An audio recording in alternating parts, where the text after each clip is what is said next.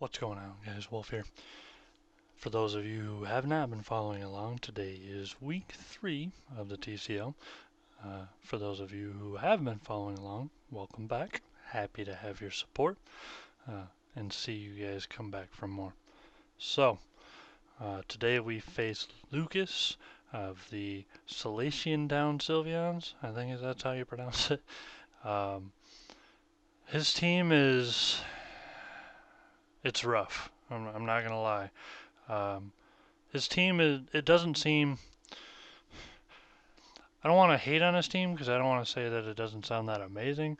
His team is probably like decent to average in terms of drafting quality. The problem is it's actually really good against us.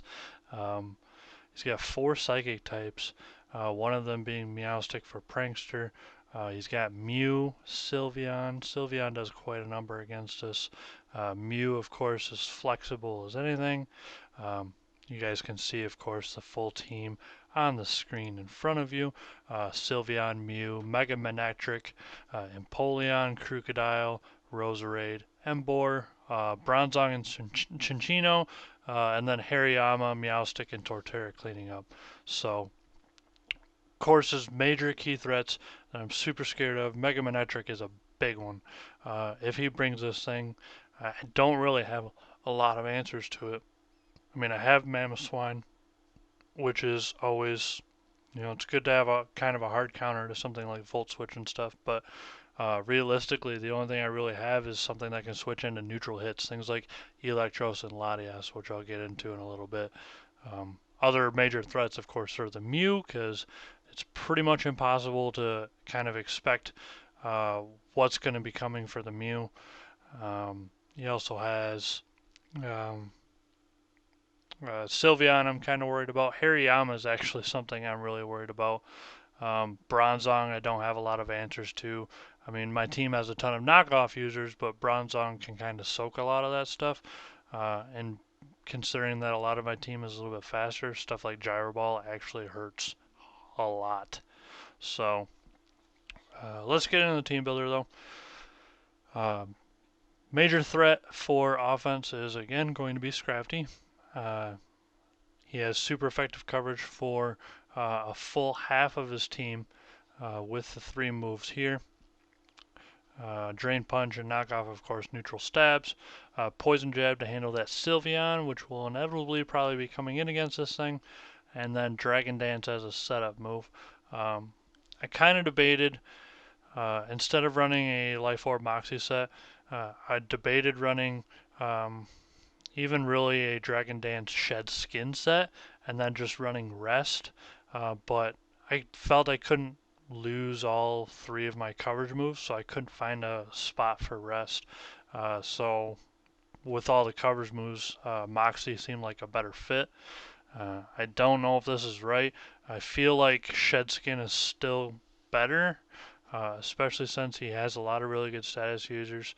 Meowstic, of course, being the big one. We do outspeed Meowstic by 2 points, obviously because we can't outspeed by 1 after a +1. Because it does hit 337 speed. Yeah, 337 with a timid nature. So we need to be able to hit that 338 or higher. So the +1 will put us at 339, which is the breakpoint we need. Then, of course, rest and attack, and then extra bulk and HP just in case we need it. It is not a lot of bulk though, so he's not going to be like a very bulky threat. So Life Orb is a better fit for this. We're only going to get really 1 chance to set up, so we need to make it count, and Life Orb's going to help us give that extra power. Second team member, somebody I hope to be doing a lot of work today, is Electros. Assault Vest as usual. Not a whole lot of tricks going on here, but Levitate is a big thing for him. The few Pokemon they have that might hurt this thing with Earthquake, things like Hariyama, things like Crocodile especially, can't touch this because Earthquake is obviously negated by Levitate. So this thing can dodge quite a lot of the stab moves, and since a lot of his team is special, it can soak a lot of the regular stab moves that he's going to be throwing my way. So U-turn is given preference over Volt Switch because of his 4 psychic types, and the fact that kind of more of a physical thing here. It's kind of a mixed set here today. Superpower, because fighting coverage actually handles quite a lot of his team. Crocodile being the big one. I need an answer to Crocodile for things like Latias and Dust Noir. So I need to make sure that that kind of stuff isn't going to be coming my way and taking them out. It also has coverage against things like Empoleon, since we don't have Volt Switch or an electric move. Acid Spray is kind of the interesting one. It's his main poison type move. I wanted another answer other than Scrafty and Venusaur for the Sylveon because I'm pretty worried about the Sylveon. I like to try and make sure I have about 3 coverage moves on each member of my team if possible, and Acid Spray helps fit the bill on this. I didn't need a whole lot of coverage elsewhere that I couldn't get with some of my other moves. Hidden Power Flying is also kind of a shot in left field, but I think I really need it simply because things like Hariyama, things like Roserade, both of whom don't get touched by any of my other attack moves, Hidden Power Flying will do quite a number on them. So it'll actually probably not do a ton to Hariyama because I'm expecting Assault Vest on him, but there's not much I can do. I don't really have a physical aerial ace user that I want to bring. So in terms of spread, we're running max HP, max attack, along with a brave nature to lower the speed, simply because we don't want to lose a special attack nature with adamant. So that's pretty self-explanatory with this. Latias is the other major offensive threat that we're going to be running today. We're running a Life Orb set on Latias, Defog set with Psyshock, Ice Beam, and Recover alongside Defog.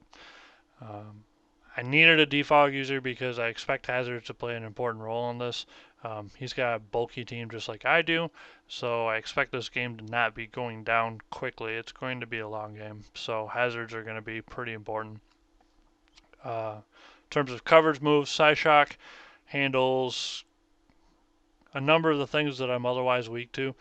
Things like Roserade and Hariyama, as I mentioned before. Psyshock actually kind of the worst thing possible to bring on Assault Vest Hariyama, but again, there's no guarantee he has Assault Vest, and I don't really have a physical way to hit it other than Aerial Ace that I can't bring. So Psyshock will help hit on that physical side. Ice Beam is to take out Crocodile, who otherwise will kind of eat this thing for breakfast, and that kind of goes into the spread as well, with 312 speed, outspeeding a Jolly Crocodile at 311. So Recover is a 4th move. I debated for a long time on putting Shadow Ball instead of Recover because I don't know if Recover is going to be a big deal, and Shadow Ball will really help versus all the Psychic types. But I decided I had enough coverage with Scrafty and Dust Noir that I could probably afford to go for a little bit more lasting power with Recover, simply because, again, I expect this to be a long game, expect there to be a lot of switching, and I expect to bring Latias in quite a few times. So we are running, again, the 224 speed to outspeed Crocodile, max special attack and Modest to get that extra power, and then rest in bulk and HP. So, Dust Noir is our 4th. We are running a Frisk set, bulky leftover set. Shadow Punch, Earthquake, Will-O-Wisp, and Ice Punch are our coverage moves today. Dust Noir I haven't really used to full effect this season, so I'm not sure if he's going to be expecting this, but I have a feeling this is going to catch him off guard and do quite a number on him. Does a lot to stop the Cinccino, does a lot to stop quite a number of the physical threats, things like Emboar, Cinccino, as I mentioned before, Hariyama, barring a knockoff, of course, and then things like Torterra and stuff like that. I got enough bulk to handle all that stuff, and I have the coverage moves to do quite a number on most of his team, with Shadow Punch taking out all the Psychics, Earthquake helping with Mega Manectric, uh, Ice Punch helping with Krookodile, Roserade, and Will-O-Wisp to handle all those physical threats that I mentioned before, things like Chinchino. Hariyama, assuming it doesn't have guts, I gotta be careful about that, but otherwise Will-O-Wisp is going to be some good chip damage. In terms of spread, max HP to cover his otherwise abysmal HP stat. This will give him almost 300 HP alongside his stellar above average defenses and special defense, and then running max attack adamant to try and get some really good attack power on those hits that are going to be coming his way. So I expect this thing to be a huge defensive threat. He's kind of going to be my secondary defensive pivot alongside Electros with the Assault Vest. So Venusaurs are 5th. Chlorophyll again. Standard abilities don't really change much here. In terms of movesets, we're running Sludge Bomb, Leaf Storm, Sleep Powder, and Synthesis. Leaf Storm's an interesting one over something like Giga Drain, and as you see, I don't have Leech Seed this week, so we are running a slightly more offensive set this week. Fact of the matter is, he's just got a bulky team. I can't really afford to do things like Giga Drain, and I want the Sleep Powder to catch all those Psychics that are coming in, things like Mew. Mew would otherwise soak a lot of these hits. And given the fact that Mew has 100 base stats in all attacks and defenses for all of its stats, things like Sludge Bomb and Leaf Storm are still going to be like 2-hit KOs, 3-hit KOs, depending on the spread. So I need to get some good turns of sleep in so I can try and chip away at it. Sludge Bomb will handle Sylveon as well. Leaf Storm will do quite a number of neutral stab damage on most of his team, and then Synthesis, of course, will be for heals. In terms of stats, we are running max HP, and then we're running just enough defense and special defense with 148 bold and 108 in special defense, as you can see on the numbers, to hit 262 and 263 for that perfectly spread defenses. Simply because he's going to be switching into a lot of both sides of the spectrum. Things like Mega Manectric on the special side, things like Hariyama on the physical side, soaking the knockoffs that are going to be coming my way from Latios and Dusknoir. So I expect to be taking a whole wide variety of hits, and for that respect, I got to kind of split the defenses up. Finally, rounding out the last Pokemon is Mamoswine. We are running a focus set with Thick Fat today. Thick Fat to help counter those overheats and stuff coming from Mega Manectric. Earthquake, Superpower, Ice Shard, and Stealth Rock are our moves today. Earthquake, again, Mega Manectric, things like that. Superpower also does, incidentally, very good damage against things like Chinchino, which I was otherwise a hair weak to. Basically coverage, essentially. Also hits things like Krookodile hard. Ice Shard, of course, would be the preferred thing against Krookodile, but Superpower actually does more damage. So, what can you do? Stealth Rock is the force move again, because we need hazards. Expecting this to be a long game. We are running a full HP, full attack set today, simply because I want to get as much incidental bulk as I can against a stray hit from Mega Manectric so I can kill it with Earthquake. I know it seems silly to run a max HP with a Focus Sash, kind of silly, and it's probably incorrect, but